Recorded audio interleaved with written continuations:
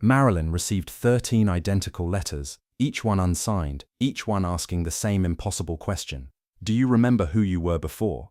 The first one arrived on a Tuesday morning in late spring, slipped under her apartment door while she was sleeping. She found it when she stumbled out of bed at 11, barefoot on cold hardwood, reaching for the coffee that her assistant had left on the kitchen counter an hour earlier. The envelope was cream-colored, expensive paper, the kind that whispered money and careful thought. No return address, no postmark, just her name written in elegant script across the front, Marilyn Monroe. Not her real name, never her real name. She'd opened it standing in the doorway, sunlight streaming through the windows behind her, casting her shadow long across the floor. Inside was a single card, the same cream paper, the same elegant handwriting. Do you remember who you were before? That was all. No signature, no explanation, no context to make sense of the words that seemed to reach inside her chest and squeeze. She'd stood there for a long time, card in hand, trying to remember the last time anyone had asked her a question that wasn't about a movie or a dress or what it felt like to be desired by millions of people she'd never met. The answer, she realized with a strange hollow feeling, was that she couldn't remember. She'd placed the card on her kitchen table, poured her coffee, and tried to forget about it. But the question stayed with her all day, echoing in the spaces between takes on set, haunting the edges of her smile during the photo shoot that afternoon. Do you remember who you were before? Before what? Before Hollywood, before fame, before she became Marilyn Monroe and stopped being Norma Jeane. That afternoon on set, between takes, she'd caught herself staring at her reflection in the makeup mirror. The face looking back was perfect, flawless skin, expertly applied cosmetics, hairstyled to platinum perfection, but she couldn't shake the feeling that she was looking at a stranger. A beautiful, carefully constructed stranger who bore only passing resemblance to the girl she'd once been. The director called her name 3 times before she heard him. When she finally turned, she gave him the smile, bright, dazzling, full of promise, and watched as his irritation melted into adoration. That was the power of being Marilyn Monroe. One smile could erase frustration, deflect anger, make people forget that underneath the image was a person who might be tired or confused or slowly coming apart at the seams. The second letter arrived 3 days later. Same cream envelope, same elegant script, same unsigned question. Do you remember who you were before? This time, she didn't just stand there. She walked through her apartment, checking the locks on her doors, peering out the windows at the quiet street below. Someone was watching her. Someone knew where she lived. Someone was asking questions that felt less like curiosity and more like an excavation of something she'd buried deep. Her assistant found her standing at the window, second letter clutched in her hand. Everything okay, Miss Monroe? Marilyn turned, and the transformation was instant. The worry vanished from her face, replaced by casual ease. Of course, just some fan mail. Should I add it to the pile? No, Marilyn said quickly, then softened her tone. No, I'll keep this one. It's sweet. Sweet wasn't the word. Unsettling maybe. Penetrating. The kind of question that burrowed under your skin and made a home there, whispering when you were trying to sleep, echoing when you were trying to perform. That night, alone in her bedroom, she read both letters again, laid them side by side on her white duvet and stared at the identical script, the identical question. Who was sending these? And more importantly, why did the question feel so impossible to answer? She thought about her childhood, the foster homes that never quite felt like home, the sense of being temporary, replaceable, always one mistake away from being sent somewhere else. She'd promised herself then that she would become someone unforgettable, someone so beautiful, so desired, that no one would ever be able to discard her again, and she'd succeeded. The whole world knew Marilyn Monroe, but the girl who'd made that promise, Norma Jeane with her mousy brown hair and desperate dreams, where had she gone? The third letter came the following week, then the fourth, then the fifth, always the same, always unsigned, always asking the one question she couldn't answer because she'd spent so long becoming someone else that she'd lost track of who she'd been to begin with. With each letter, Marilyn felt something shifting inside her, a crack in the foundation she'd built so carefully, a whisper that maybe, just maybe, she'd traded something essential for the glittering life she now led. The fifth letter arrived on a Saturday. She was supposed to attend a garden party at a producer's Malibu estate, the kind of event where deals were made over champagne and every conversation was a performance. She went, of course, wore a pale yellow dress that photographed beautifully, smiled until her cheeks ached, laughed at jokes that weren't funny, touched arms and leaned in close and did all the things that Marilyn Monroe was expected to do. But all afternoon, she felt the letter burning in her purse like a secret. When she got home that evening, she added it to the growing collection. 5 identical questions. 5 reminders that she'd built an empire on forgetting. By the time the 7th letter arrived, Marilyn had stopped showing them to anyone. Her assistant asked about the cream envelopes, but she'd waved her away with a smile, the one that ended conversations, and said they were fan mail, nothing important, nothing to worry about. But at night, alone in her apartment, she'd spread the letters across her bed like tarot cards and stare at them until the words blurred together. 7 identical questions. 7 reminders that she'd traded herself for something that looked like success but felt increasingly like a beautiful cage. She thought about Norma Jeane, the girl with mousy brown hair who'd dreamed of being loved, who'd believed that if she could just become beautiful enough, famous enough, desired enough, then she'd finally feel whole. But Marilyn Monroe, perfect and untouchable, felt emptier than Norma Jeane ever had. One night, after the 7th letter, she did something she hadn't done in years. She washed off all her makeup, every bit of it. The foundation, the powder, the carefully drawn beauty mark, the red lips that had become her signature. She stood in front of her bathroom mirror and looked at her bare face, trying to recognize the person underneath. The woman looking back had good bone structure, clear skin, pretty features, but she looked tired, sad, lost in a way that makeup could hide but never quite fix. "Who are you?" Marilyn whispered to her reflection.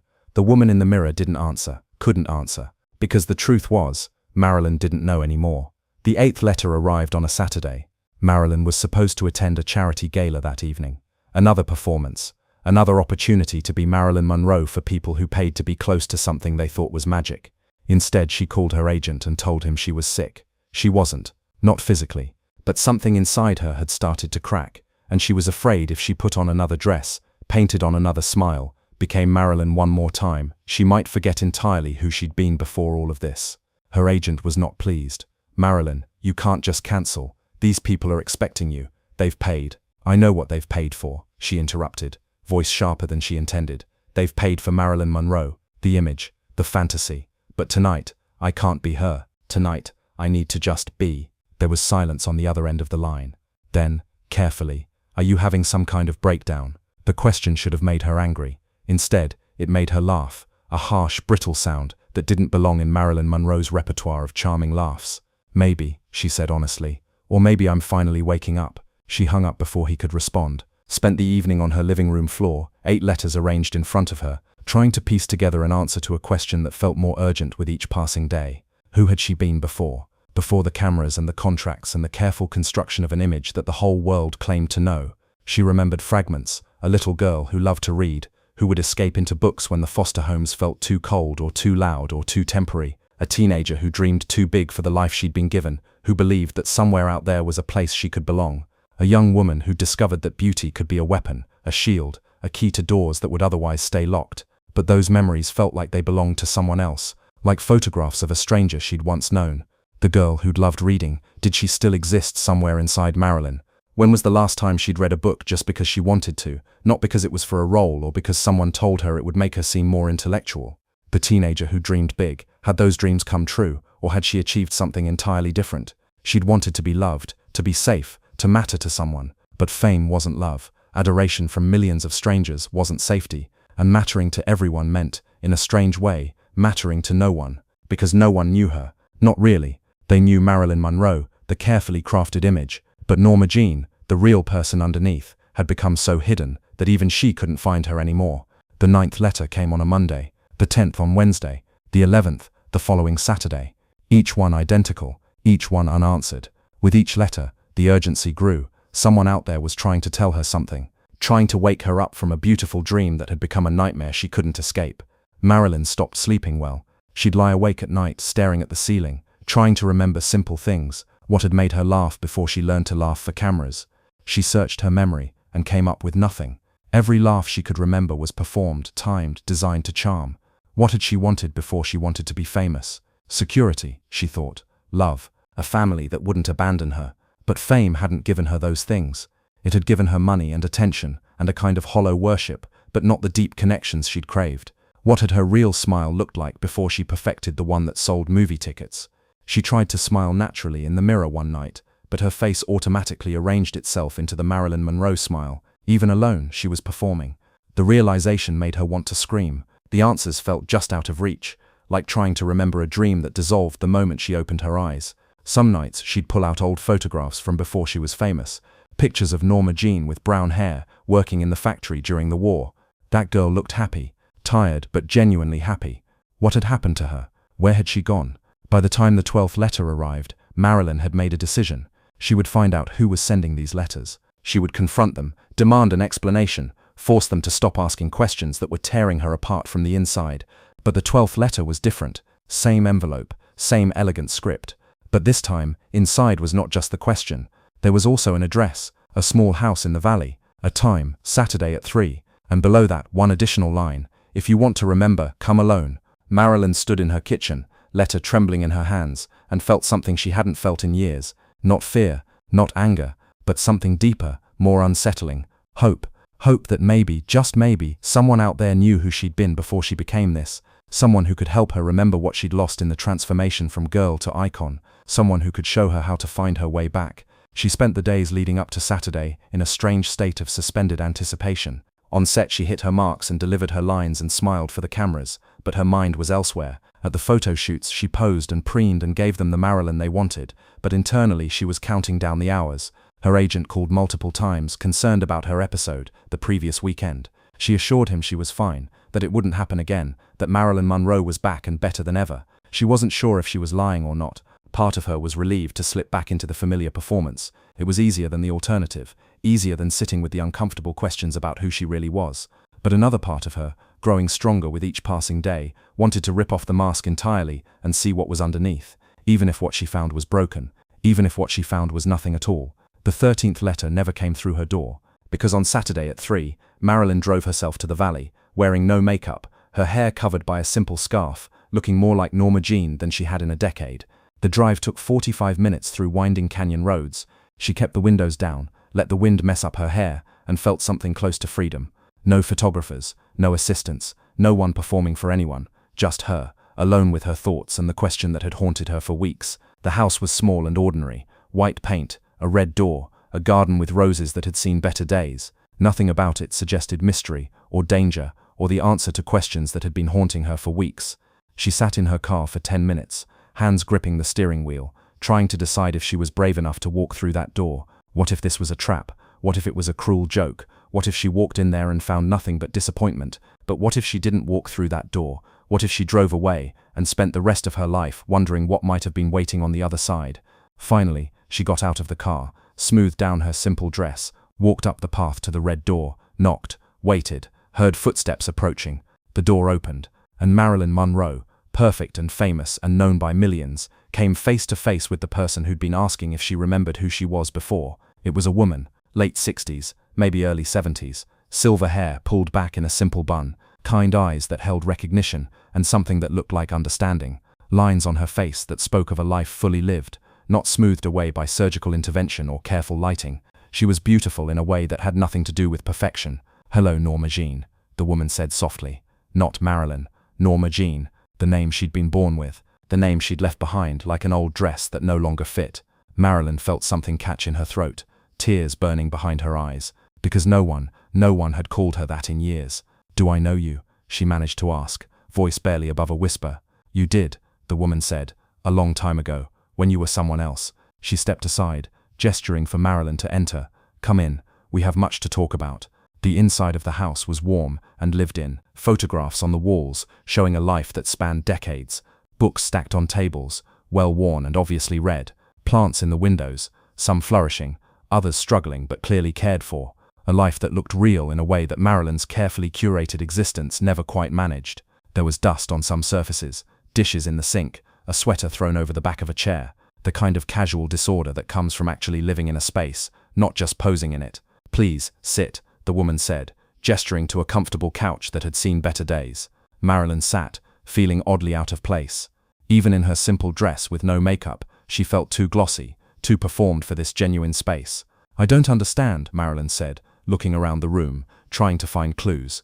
"The letters, the question, why?"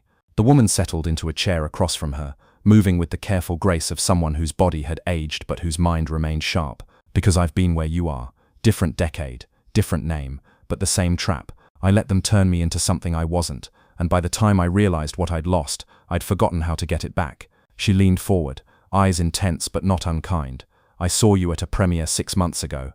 You were being interviewed, saying all the right things, looking perfect, being everything everyone wanted you to be. And I saw it in your eyes, that look, the one that says you're so good at pretending that you've forgotten you're pretending at all." Marilyn's hands trembled in her lap. "Who are you?" The woman smiled, sad and knowing. "Someone who made the same mistakes you're making. Someone who waited too long to ask the questions that mattered." She moved to a bookshelf, pulled down a leather-bound album, and handed it to Marilyn. "I was an actress too, long before your time. They called me America's sweetheart. They put me in magazines and told me how to dress, and who to be seen with, and what to say in interviews. And slowly, so slowly I didn't notice until it was too late. I stopped being myself and started being their version of me." Marilyn opened the album with trembling hands. Old photographs, black and white, and yellowing at the edges. A beautiful young woman with dark hair and bright eyes, smiling for cameras, posing at premieres, living the life that looked like a dream from the outside. The pictures spanned years. The woman in her 20s, fresh and hopeful. In her 30s, still beautiful, but something harder in her eyes. In her 40s, the smile not quite reaching those eyes anymore. "You were famous," Marilyn said, studying the photographs. Some of them showed the woman with actors Marilyn recognized from old films, legends of a bygone era. "Very famous. For about 15 years I was everywhere. Every magazine, every premiere, every party that mattered. They loved me because I gave them what they wanted. I was sweet and charming, and never complicated. I learned early that if you smile enough, people stop asking if you're happy." The woman paused, looking at her younger self in the photographs. "I became so good at being what they wanted that I forgot I was allowed to want anything myself." "What happened?" Marilyn asked, unable to look away from the album. In the later photographs, the woman looked haunted despite the perfect smile. "I forgot," the woman said simply. "Forgot who I'd been before they told me who to be. Forgot what I loved, what made me laugh, what I wanted from life that wasn't applause and admiration. I became so good at being the image that I lost the person underneath." She paused, looking at Marilyn with eyes that had seen the same struggle reflected back. "I'd go home after premieres and stand in front of my mirror and not recognize the woman looking back. She was beautiful, successful, desired by millions, but she wasn't me, and I couldn't remember who me was anymore."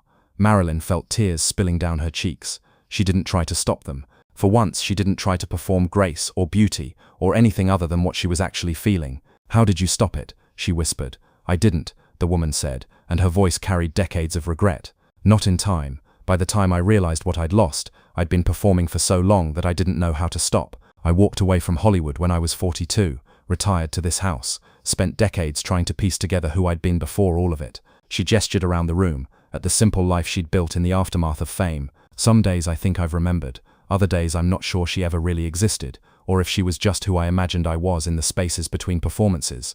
I've been here for 25 years, and I'm still not entirely sure who I am without the cameras." The weight of those words settled over Marilyn like a shroud. 25 years and still searching, still trying to remember. She looked down at the photographs again, at the young woman who'd once been America's sweetheart, and saw her own future staring back. "Why didn't you warn me sooner?" Marilyn asked. "Why wait until now?" "Because you weren't ready to hear it," the woman said gently. "I've been watching your career for years, seen you become more and more polished, more and more perfect. But 6 months ago, at that premiere, I saw something change, saw a crack in the facade, and I thought, maybe now, maybe if I ask the question now, she'll be ready to face the answer." She took Marilyn's hand, her skin papery and soft. "The letters were cruel, I know, but necessary, because the question isn't one someone else can answer for you. You have to sit with it, let it haunt you, let it break you open a little. Only then can you start to see what you've lost."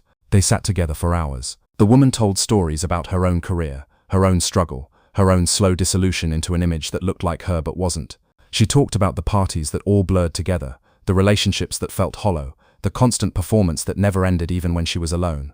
She talked about the day she'd finally walked away, how everyone told her she was making a mistake, how the industry tried to lure her back with bigger contracts, better roles, promises that this time would be different, how she'd stood firm because she knew if she went back, she'd never escape. The hardest part, the woman said as afternoon light faded to evening, was realizing that the person I'd been before was gone, not hiding, not waiting to be rediscovered, gone, erased by years of being someone else. She looked at Marilyn with fierce intensity. "That's why I sent the letters. Because you're younger than I was.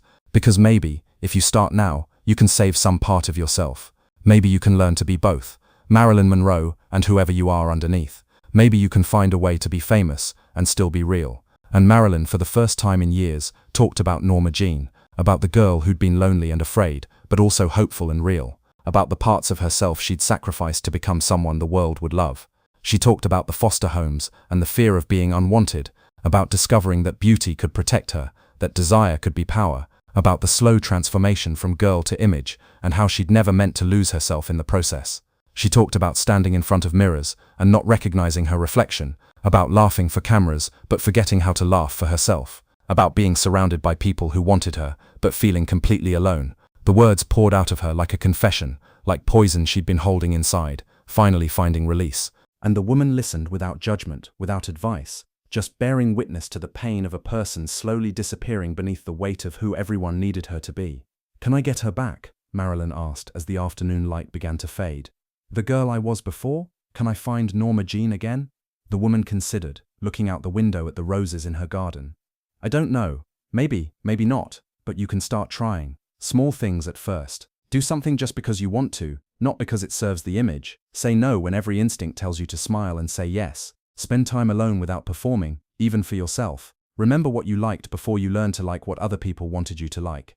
She turned back to Marilyn, and her face was serious. "It won't be easy. The industry will fight you, your agents, your publicists, everyone who profits from you being Marilyn Monroe. They'll tell you you're making a mistake. They'll say you're having a breakdown. They'll try to pull you back to what's comfortable, what's profitable." "I don't know if I'm strong enough," Marilyn whispered. "Neither did I," the woman said. "But you don't need to be strong enough for the whole journey. Just strong enough for the next step, then the step after that, then the one after that." She walked Marilyn to the door as evening fell. The sky was painted in shades of pink and gold, beautiful in a way that required no performance, no perfection, just nature being itself.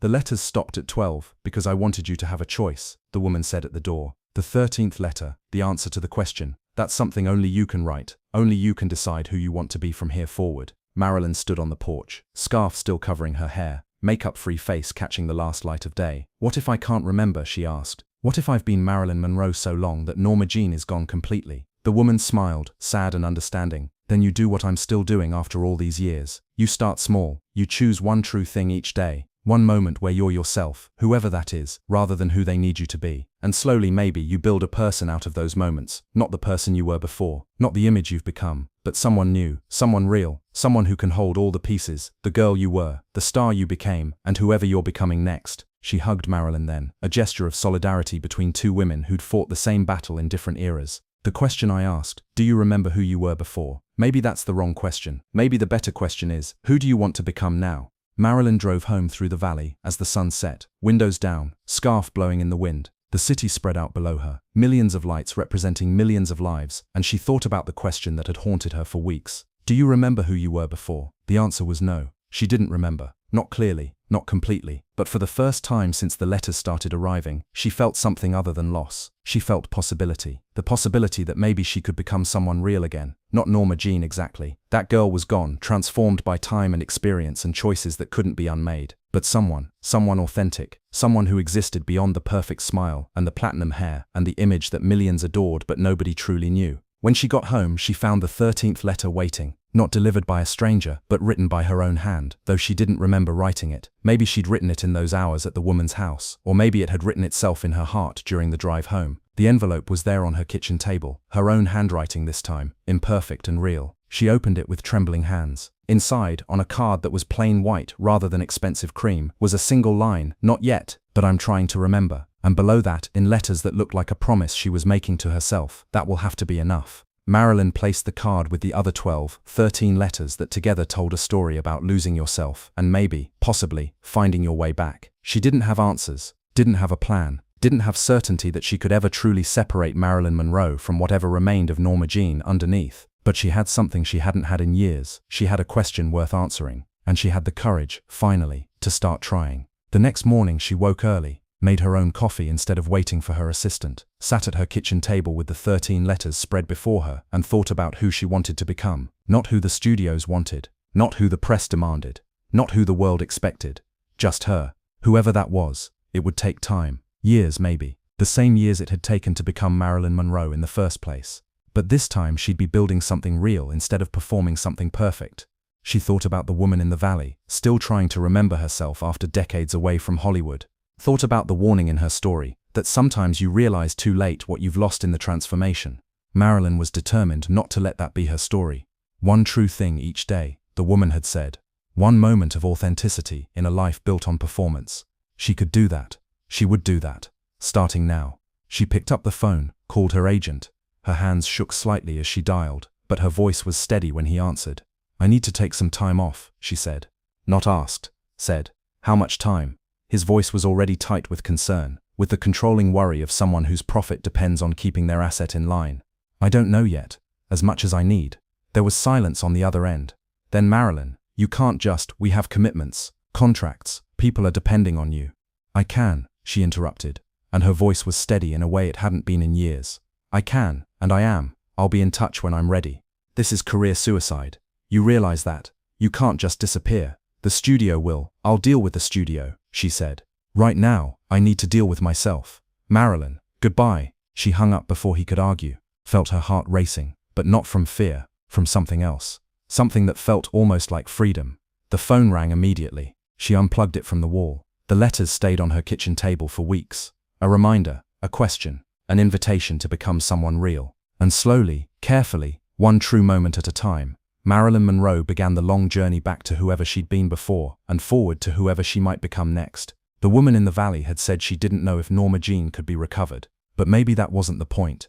Maybe the point wasn't to go back, but to go forward, to build a new person from the fragments of who she'd been and the hard-won wisdom of who she'd become. Someone who could hold both the girl and the icon.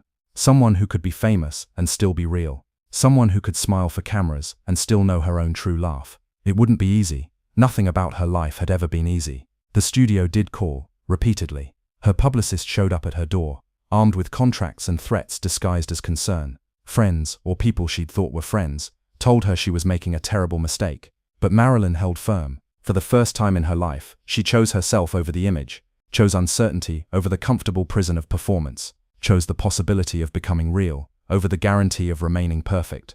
She started small, spent mornings reading books she chose herself, not books she was supposed to read to seem more intellectual, took walks alone, without makeup, without anyone recognizing her, sat with her own thoughts instead of filling every silence with performance. She went back to the house in the valley several times. The woman became something like a mentor, though she never gave advice, just listened, shared her own stories, reminded Marilyn that the journey back to yourself is long and difficult and never quite complete. Some days I wake up and still don't know who I am, the woman said during one visit.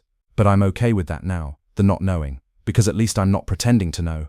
At least I'm not performing certainty I don't feel. Marilyn understood. Slowly, painfully, she was learning to sit with uncertainty, to let herself be imperfect, to choose authenticity over approval. For the first time in years, Marilyn felt like she was walking toward something instead of running away, toward truth instead of performance, toward herself instead of the image. The 13 letters had asked if she remembered who she was before. The answer was still no. But now, finally, she was ready to find out.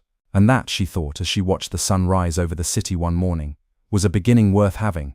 Sometimes you can't go back to who you were. The girl you left behind is gone, transformed by time and choice and everything you've survived. But you can choose who you become next. You can decide that the person you're building from here forward will be real, even if imperfect. True, even if flawed. Yours, even if the world demands you belong to them. Marilyn stood at her window, morning light washing over her, and made a promise to the girl she'd been and the woman she was becoming.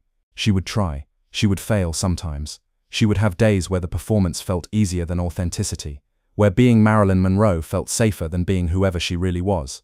But she would keep trying. To be honest in a world that rewarded performance. To be herself in an industry that demanded she be everyone's fantasy.